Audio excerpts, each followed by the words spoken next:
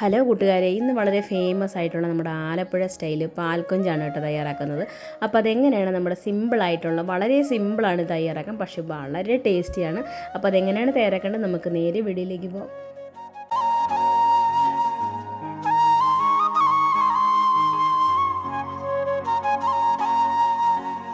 അപ്പോൾ നമുക്ക് പാൽക്കൊഞ്ച് തയ്യാറാക്കാനായിട്ട് തുടങ്ങാം. അതിനായിട്ട് ഞാനിവിടെ 200 ഗ്രാം കൊഞ്ചാണ് എടുത്തിരിക്കുന്നത്. നല്ലപോലെ വൃത്തിയാക്കി അതിൻ്റെ ഞരമ്പൊക്കെ എടുത്ത് കളയണം.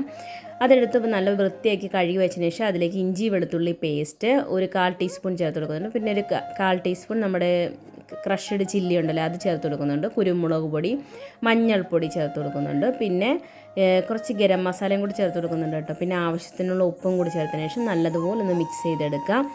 ഇതിനൊക്കെ കറക്റ്റ് അളവുകൾ ഞാൻ ഡിസ്ക്രിപ്ഷൻ ബോക്സിൽ ഇട്ടേക്കാം, ചെക്ക് ചെയ്താൽ മതി. നല്ലതുപോലെ ഒന്ന് മാരിനേറ്റ് ചെയ്ത് ഒരു 10 മിനിറ്റെങ്കിലും മാരിനേറ്റ് ചെയ്ത് നമുക്കത് റെസ്റ്റ് ചെയ്യാൻ വേണ്ടി വെക്കണം കേട്ടോ.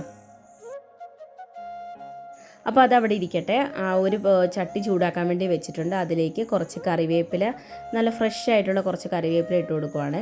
കറിവേപ്പില ഒന്ന് ഇട്ട് കൊടുത്തത് ഇതുപോലെ ഒന്ന് വിതറി എടുത്തതിന് ശേഷം അതിൻ്റെ പൊക്കത്തേക്ക് കുറച്ച് വെളിച്ചെണ്ണ ഒഴിച്ച് കൊടുക്കുക. നമ്മുടെ നാടൻ ഭക്ഷണമായതുകൊണ്ട് നാടൻ രീതിയിൽ വെളിച്ചെണ്ണ തന്നെയാണ് ചേർത്ത് കൊടുക്കുന്നത്. അതിനുശേഷം നമ്മൾ എടുത്ത് വെച്ചിരിക്കുന്ന ആ കൊഞ്ചുണ്ടല്ലോ ഞാനൊരു 15 മിനിറ്റ് റെസ്റ്റ് ചെയ്യാൻ വേണ്ടി വെച്ചിട്ടുണ്ടായിരുന്നു. അപ്പോഴത്തേക്ക് നല്ലപോലെ ഉപ്പൊക്കെ പിടിച്ച് വന്നിട്ടുണ്ടായിരിക്കും. അതിൻ്റെ പൊക്കത്തേക്ക് ഇതുപോലെ ഒന്ന് ഇങ്ങനെ ഒന്ന് വിരിച്ച് വെച്ച് കൊടുക്കുക. ഒന്നിന് മേലെ ഒന്ന് വെക്കരുത്, അല്ലാതെ വെച്ച് കൊടുക്കാൻ വേണ്ടി നോക്കുക.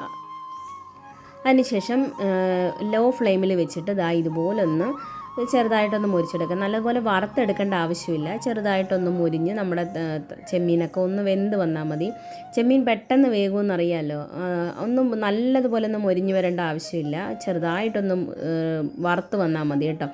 അപ്പോൾ നമ്മുടെ ചെമ്മീൻ ഇവിടെ റെഡി ആയിട്ടുണ്ട്. അതിൻ്റെ പൊക്കത്തേക്ക് ഞാനിവിടെ തേങ്ങാപ്പാലാണ് ചേർത്ത് കൊടുക്കുന്നത്. ആദ്യമേ ഒരു 2 ടീസ്പൂൺ തേങ്ങാപ്പാൽ ചേർത്ത് കൊടുക്കുക. അതിനുശേഷം അതൊന്ന് വറ്റി വരുന്ന സമയത്ത് നമുക്ക് വീണ്ടും 2 ടീസ്പൂൺ തേങ്ങാപ്പാൽ ചേർത്ത് കൊടുക്കാം. അങ്ങനെ വേണം ഇത് വറ്റിച്ചെടുക്കാൻ. അല്ലാതെ മൊത്തത്തിൽ നിങ്ങളിത് ചേർത്ത് മൊത്തത്തിൽ അങ്ങ് വറ്റിച്ചെടുക്കരുത്, അതൊരു ടേസ്റ്റ് ഉണ്ടാവത്തില്ല. ആദ്യമേ ഒരു 2-3 ടീസ്പൂൺ ചേർത്ത് നല്ലതുപോലെ ഇതുപോലെ ഒന്ന് വറ്റിച്ചെടുത്തതിന് ശേഷം വീണ്ടും 2-3 ടീസ്പൂൺ ചേർത്ത് കൊടുക്കാം. അതിനുശേഷം വീണ്ടും 2-3 ടീസ്പൂൺ ചേർത്ത് കൊടുത്ത് അതും വറ്റിച്ചെടുക്കുക. അങ്ങനെ 2-3 പ്രാവശ്യമായിട്ട് നമ്മുടെ തേങ്ങാപ്പാൽ അതിനകത്ത് വറ്റിച്ചെടുത്തതിന് ശേഷം നമുക്കതിലേക്ക് ഒരു ഭംഗിക്ക് വേണ്ടി മാത്രം കുറച്ച് ഇഞ്ചിയും വെളുത്തുള്ളിയും നീളത്തിലരിഞ്ഞതും പിന്നെ കുറച്ച് പച്ചമുളക് എരിവിന് വേണ്ടിയാണ്. നിങ്ങളുടെ എരിവിനനുസരിച്ച് നിങ്ങൾക്ക് കുരുമുളക് പൊടി വേണമെങ്കിൽ ചേർക്കാം. പച്ചമുളകൊക്കെ ഞാൻ വെറുതെ ഒരു ഭംഗിക്ക് വേണ്ടി ചേർത്തതെന്ന് മാത്രം, ടേസ്റ്റിനും കൂടി വേണ്ടിയാണ് കേട്ടോ. ഇത് ലാസ്റ്റ് ഇങ്ങനെ ചേർക്കുമ്പോൾ ഒരു പ്രത്യേക ടേസ്റ്റ് കിട്ടും. അതൊന്ന് വറ്റിച്ചെടുത്തതിന് ശേഷം നമുക്കത് വാങ്ങി വയ്ക്കാം. അത്രയേ ഉള്ളൂ. നമ്മുടെ പാൽക്കൊഞ്ച് ഇവിടെ തയ്യാറായിട്ടുണ്ട്.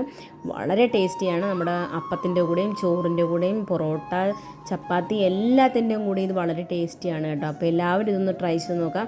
വളരെ സിമ്പിളല്ലേ, വേറെ കുറേ സാധനങ്ങളൊന്നും ഇല്ലല്ലോ.